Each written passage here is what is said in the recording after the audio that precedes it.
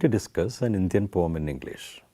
I take this up because it promises to engage with certain deep primal puzzles. This poem, titled Home, written by one of our contemporary poets, Arundhati Subramaniam, creates ripples of thought that start off from its central theme of home. Well, more of this later when we get entangled in the poem. Let's get started. The poem opens with a paradoxical plea. The female speaker in the poem wants a home, one that paradoxically doesn't belong to her, one that she doesn't belong to either. This entreaty looks strange, coming as it does from a talented woman. Barely a century ago, Virginia Woolf had made a vehement case for a woman to have a room of her own. Our protagonist is ready to relinquish hers, not just the room with the books, but the whole of the home, in exchange for one which wouldn't bother her too much, where perhaps she would be more like a guest than an inmate. She mentions a few things that shouldn't pester her in the new home, like problems with the plumbing, keeping the books in order, being concerned about the shade of the curtains, and being worried about relationships which are strained by inflated ego. A few days back, I listened to an interpretation of the poem. The interpreter was trying to put a feminist construction on this poem. According to this contention, the atmosphere in the home is oppressive, so oppressive that the speaker decides to quit and dream of a new home. Perhaps the interpreter takes her cue from expressions like yesterday's conversation, the self doesn't blot, etc. She takes them to refer to quarrels. This is too naive a way of reading the poem. She leaves key images of the poem unexplained. It's not a fault as she picks up only one strand for analysis. I'm not saying that the things that she would like to leave behind are unimportant. On the contrary, they are vital to our understanding of the poem. The question we should ask is why she wants to leave. What is certain is that she wants a home that's light for her to wear. That leads us on to the idea of the space being clogged with yesterday's unpleasant residue, with the ill feelings it brings in. The contrast between light and clogged is too plain for us to ignore.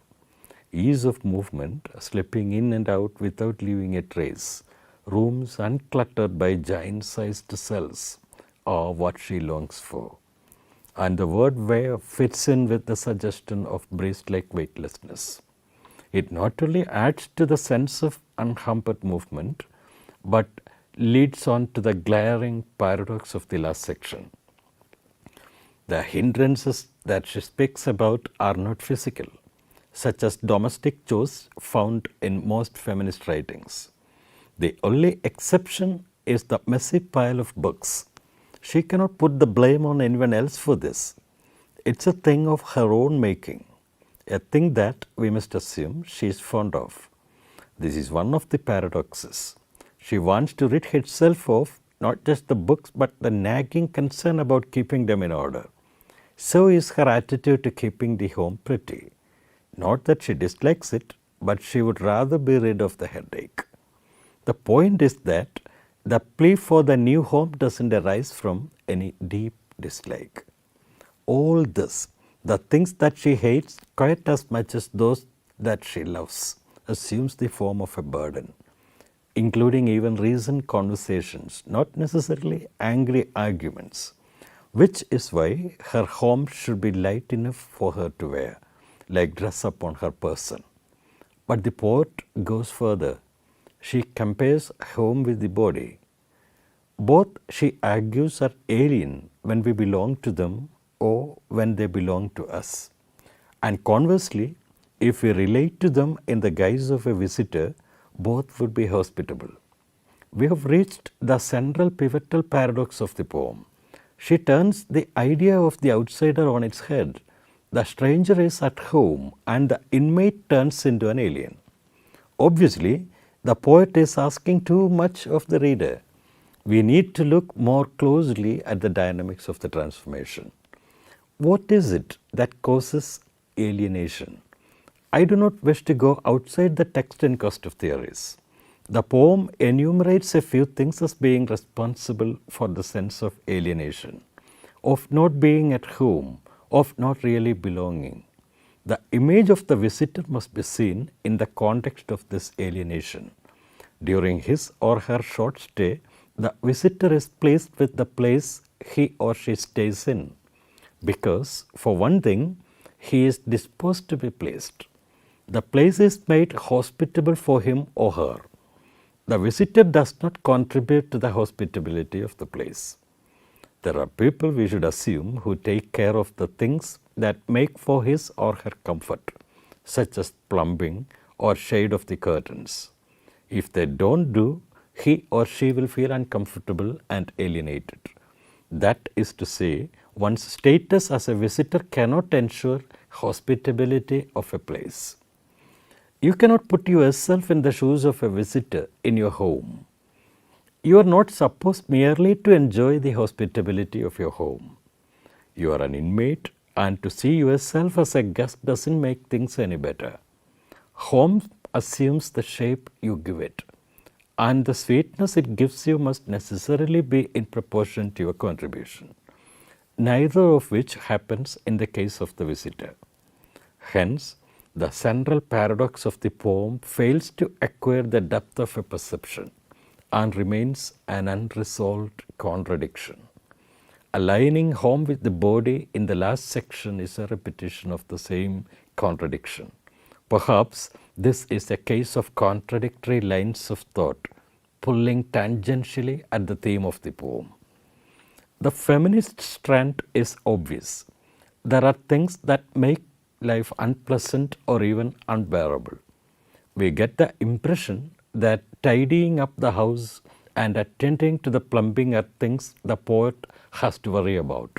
And adding to it, what transpired recently between someone in the house and the speaker makes it worse.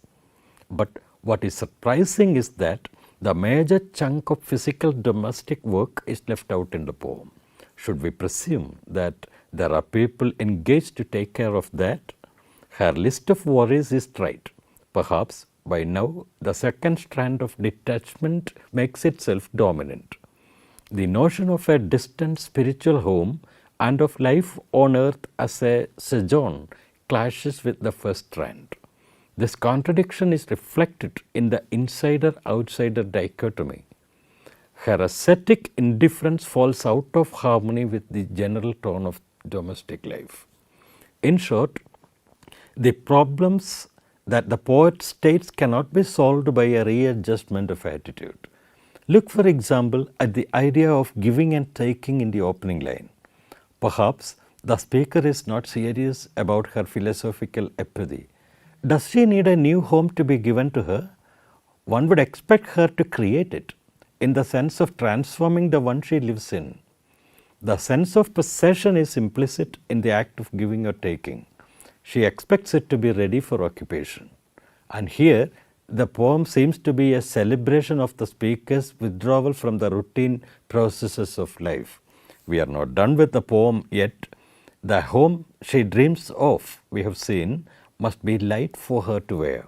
It would sit lightly on a visitor. Perhaps the craftsmanship of the poet is seen in the collation of the lightness of cloth and the indifference of the visitor's attitude. The transformation of the inmate into the guest is paralleled in the clogged room turning into light fabric. The whole imagery becomes complex with the comparison of the body with home. As has been pointed out earlier, the cloth, home, body trio suggests a duality.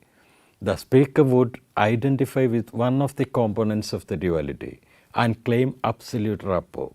This is a poem about backing away from reality, physical reality, always waiting to receive, like hospitality, such as is enjoyed by a visitor.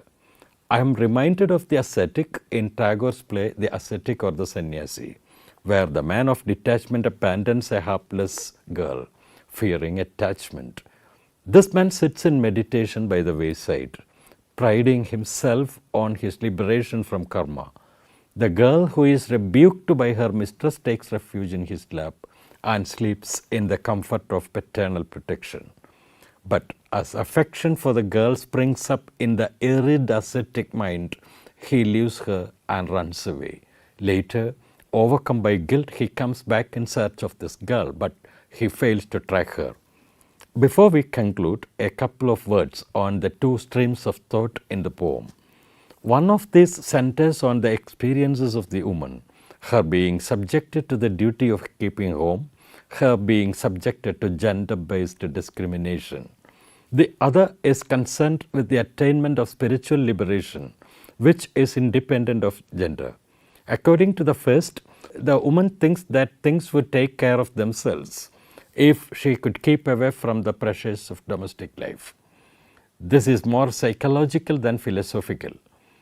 The second preaches detachment through spiritual indifference. The two streams meet on the point of backsliding from reality. In a way, the speaker is making a case of adopting ascetic distancing to tackle the wearisome issues of mundane life. I think that you have enjoyed listening to this discussion of the poem. If so, I would like you to subscribe to this channel. Goodbye until we meet again with a different poem.